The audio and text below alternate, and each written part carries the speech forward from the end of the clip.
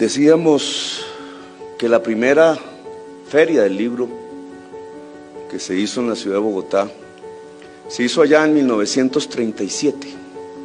La construyó, la ideó, la creó y la volvió realidad un hombre, el alcalde mayor de ese entonces de la ciudad de Bogotá, Jorge Eliezer Gaitán. Mientras en la patria madre de esta lengua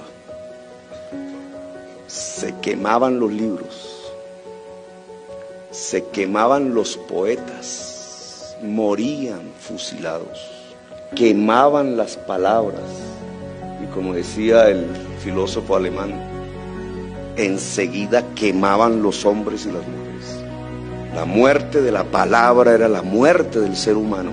Allá en la vieja Europa, la cuna de la cultura, se quemaba la cultura en 1937. Aquí, en la ciudad de Bogotá, un hombre libre inauguraba el espacio de la libertad, el de las palabras, tanto dichas como escritas. Era ya la esclavitud, era aquí la libertad. Sin embargo, no fue así después. El alcalde de la libertad, de las palabras, de la primera feria del libro, fue asesinado. 1945, balcón frío de la plaza principal de Zipaquirá. Un muchachito recién salido de su colegio.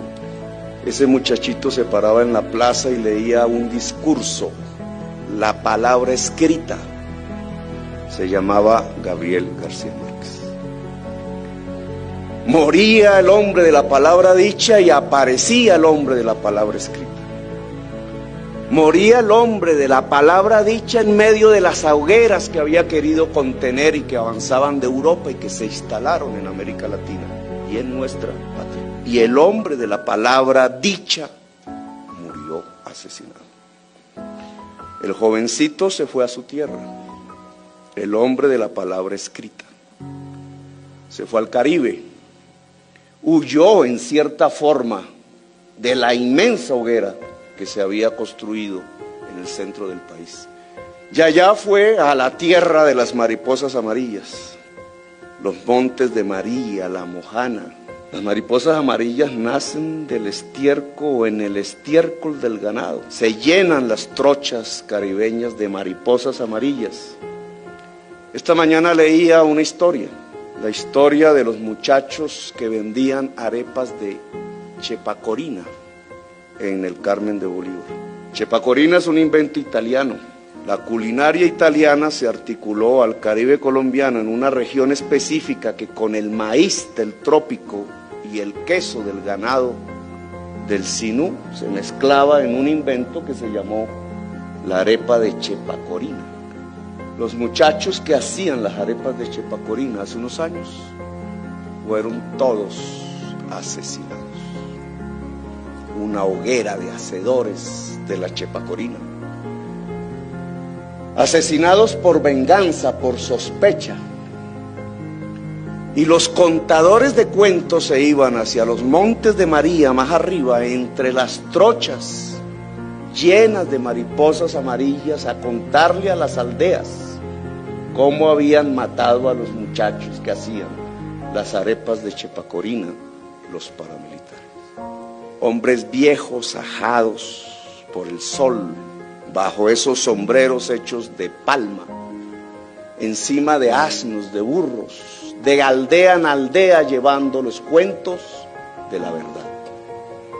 Así antaño, cuando llegó el joven, después de dar su discurso en la plaza de Zipaquirá, conmemorando, alegres por la caída del fascismo en Europa, así en medio de esos contadores de historia fue creciendo las historias que él volvió sublimes en sus libros. Los contadores de palabras, las historias de 100 años de soledad y de Macondo. Contador de verdades a través de las palabras mágicas del Caribe. El hombre de las mariposas amarillas. Contar verdades, decir verdades. Los griegos le pusieron un nombre a eso, la parresía. Sócrates es el más famoso, no el único. Decir verdades, contar verdades, decían los griegos, trae un efecto. O el poder le hace caso a la verdad, o el contador de verdades cae o en el ostracismo o en la muerte. Jorge Eliezer Gaitán, contador de verdades. Gabriel García Márquez, contador de verdades. El uno de la palabra dicha, el otro de la palabra escrita. ¿Cómo puede resumirse la historia de Colombia solamente en estos dos nombres? Nuestra tensión violenta entre la verdad y la hoguera, entre la palabra y la muerte, entre la libertad y el totalitarismo. No es la historia de Colombia, repetida y otra vez en este alma que sintetiza al fundador de esta feria, la del libro, y al hombre que acabamos de, no digo enterrar, pero de llorar, Gabriel García Márquez. No es nuestra esencia, esa tensión inmensa entre la palabra y quien quiere quemar la palabra. Pues creo que los griegos tenían razón, y es un momento de reflexión sobre nuestro propio inmediato futuro, nuestra realidad colombiana. Mi padre leía, siendo yo muy niño, El Quijote y Rousseau. Y la mezcla del Quijote y Rousseau es terriblemente explosiva.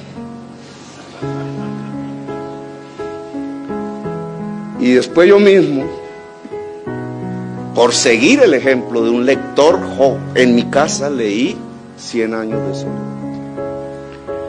Y tengo que decir que el segundo libro después de 100 años de soledad fue La ciudad y los pueblos. Y después, ahorrándome la plata del almuerzo que me daban para ir a la universidad, me compré Conversación en la Catedral. Y me hice revolucionario.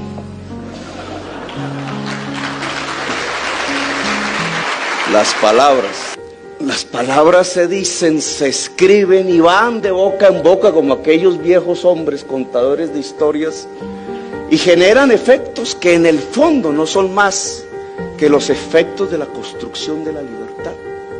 Y por eso siempre, antes que quemar a los hombres, queman a los libros. Por eso siempre tratan de extinguir la palabra primero, la escrita y la dicha. Y por eso es tan importante las dos figuras, Gaitán y García Márquez, en nuestra propia historia, y por eso es tan importante la reflexión y el libro. Finalmente, al cabo de esta historia, palabra y libertad son fundamentales. Valen la pena la lucha de tanta gente que muere incluso por la libertad y por la palabra. La libertad de decir, la libertad de pensar, la libertad de ser, la libertad de existir.